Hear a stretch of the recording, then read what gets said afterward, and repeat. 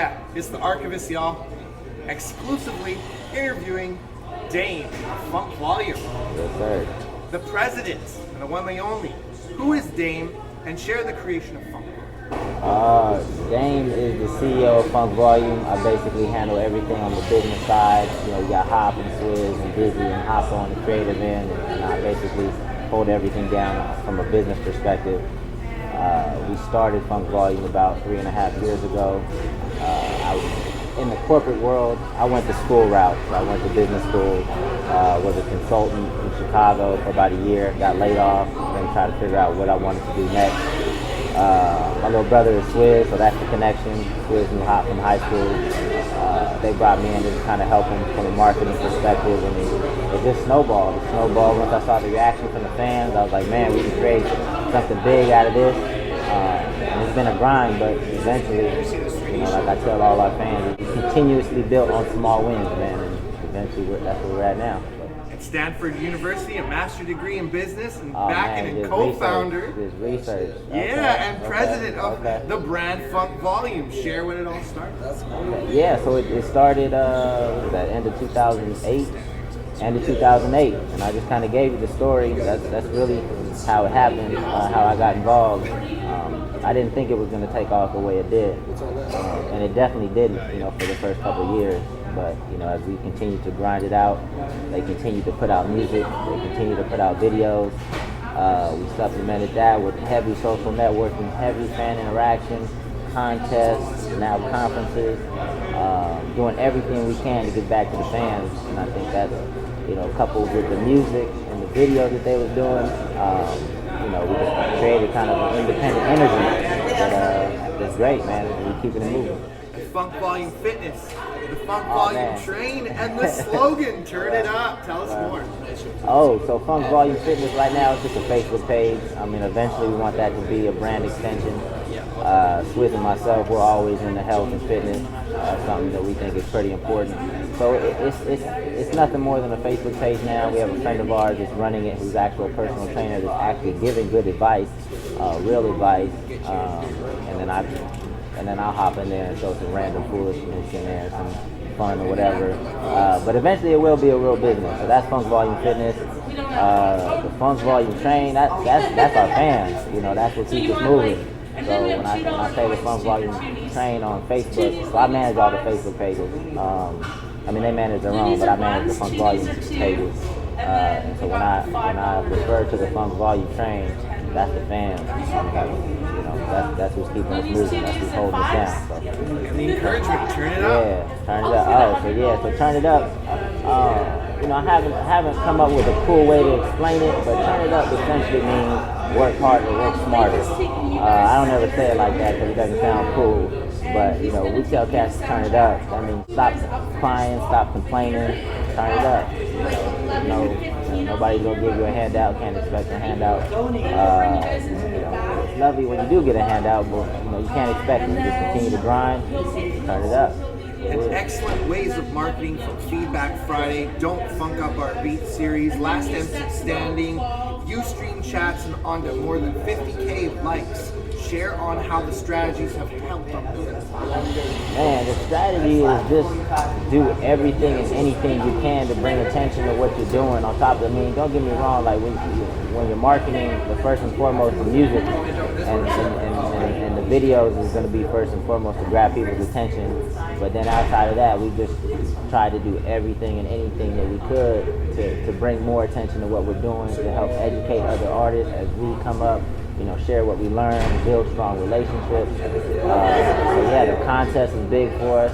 We're currently running it now. We have over 2,300 entries that I have to go through or that I've already gone through. So that was, you know, it's a beautiful thing, but it was also a pain in the ass to watch all those videos. We didn't really expect 2,300, so the last time we did it, we had 400. This is our fourth time doing it. The first time we did it, we had 100 entries. Second time was 200. Third time was 400. This last time was 2,300. So, what were you looking for? So in the entries, the competition. Man, we just look for dope entries, and that can come in a lot of different shapes and forms because, you know, we're all judging them. You know, so Swizz, Hop, DJ Hopper, Dizzy Wright, myself, and we're all different people. We all look for different things. That's why it's so hard to come down to, you know, 25 finalists and then ultimately 3 cash prize winners. But at the end of the day, man, it's about exposure for these artists. For most every video I've looked at, if I go to their contest video and then I click to their YouTube channel, their contest video already has more views or just as many views as videos that they've had on their page for, you know, months and months, sometimes even years. So that lets us know that the contest is working. So we don't really worry about cash prizes. It's really about exposure, and that's what artists need at any level. Is just, you know, good artists need exposure. And that's what it helps provide for them. So.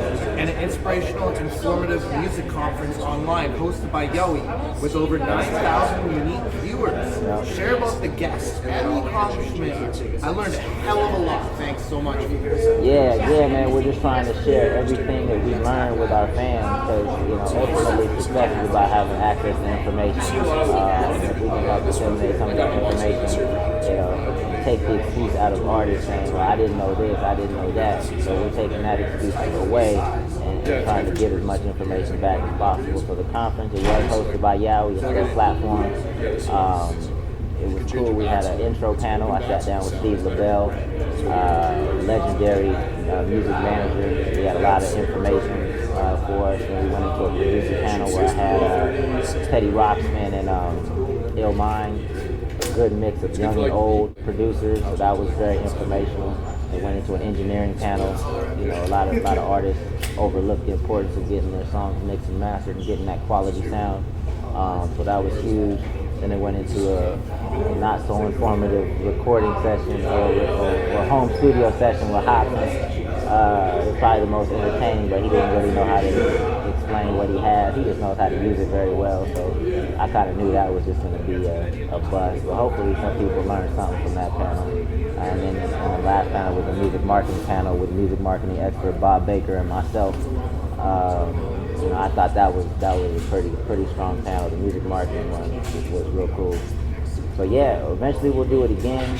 But you know, our fans give us so much. We always feel like we need to give back. You know, so and the conference was something that was, I didn't think it would be that big. You know, you said 9,000 uniques. We actually had 10,000 people coming in. I think I made a mistake of saying 9,000 on Facebook.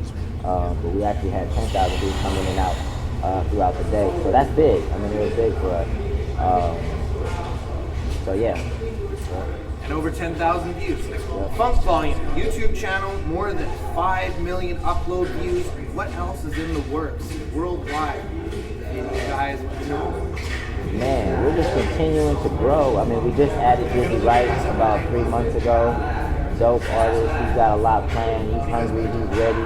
He's gonna drop an album in March. So we're all looking forward to that. He's shooting videos for it. Swizz got a project. He actually just shot a video called Boarding Pass that we're editing while we're in Canada. DJ Hopper, dope producer. We brought him on board at the same time. Dizzy, he produced a couple of Dizzy's tracks. Hop's obviously working on Hop Magic. I know a lot of people wait for it for a minute, but he is working on that video. He's doing something real dope and special for you guys, so I know it's been a wait, but that's coming as well. Everybody's doing so. Everybody's contributing. Everybody's pushing forward, so we can make 2012 a great year. And working on the grind from being exposed on many publications. And what's the word with Shade 45 Sirius Radio, MTV Studios, and very much more? Oh, I mean, that's new. That's something that we just announced. I don't even really have all the details of it. I don't know which segment he's going to be on, but we're trying to knock that interview out next Thursday with Shade 45. So that's big. Every time we get, it seems like now it's like more and more people are reaching out, bigger publications, radio shows, and things like that. And ultimately, that's just letting us know that even without signing to a major label or having a big investor come in, you know, you get enough fans, the fans can speak for you and make those opportunities happen. And that was a theory that we put forth 3 years ago, and now it's actually starting to be proven. So it's cool. It's a good look. And the newest artist, Dizzy Wright, how did he get put on? What did it take? And share the vision on what it takes to be on. Okay. With Dizzy, I probably I saw him live about a year and a half ago. I was going to this live competition in LA. They had like an R&B portion and a hip hop portion. I had a friend of mine who was doing R&B, asked me to come out. I was like, cool, I'll come out and support. And it just so happened that Dizzy won the hip hop portion.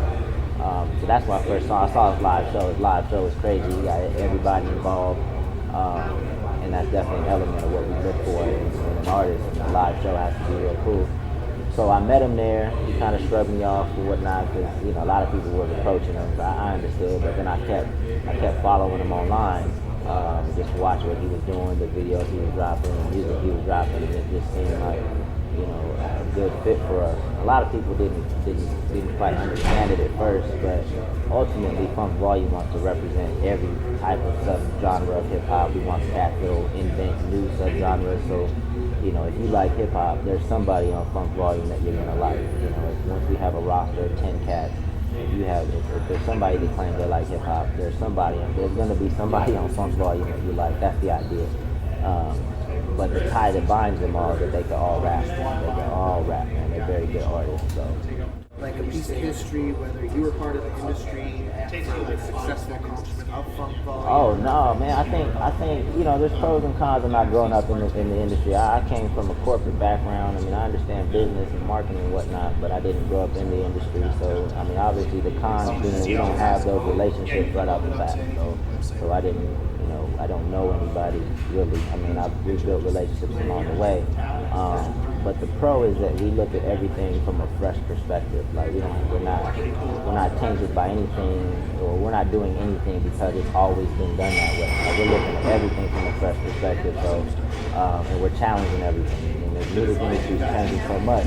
Some things need to stay where they are, but a lot of things need to change. A lot of things need to evolve. And I think that because we didn't have that music industry experience, we're looking at everything from a fresh perspective, and it actually helps us because we're doing something different. And the revenue building since you guys started, if you can share on the revenue, I mean, we're still struggling. Like a lot of cats, they see us doing a lot of shows, and we're making cool money, but we're investing that all back into the business. I mean, nobody's balling out.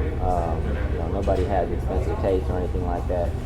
It costs a lot of money to build a business. When you start talking to getting a lawyer involved, setting up things properly, getting things trademarked, things like that, that's a lot of money. So even though we're cool on the show, none of us have a lot of money because we're investing back into the business to continue to grow.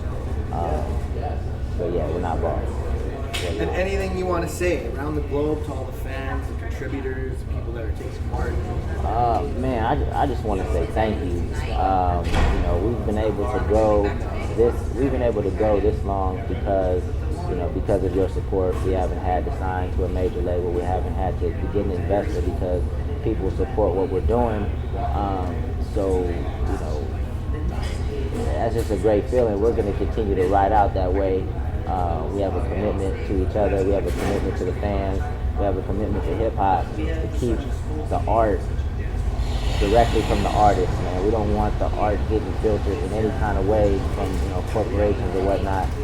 We're gonna bring the music that Hopsin and Swizz and Dizzy, whatever they want, we're gonna give it directly to you. And we're only able to do that because we have so much fan support. So thank you. That's all I can say, man. You got any shouts?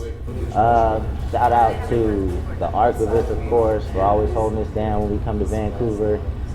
Shout out to the promoters that brought us out, Matt, Chelsea, Blake, and of course, man, as always, shout out to the fans, for sure.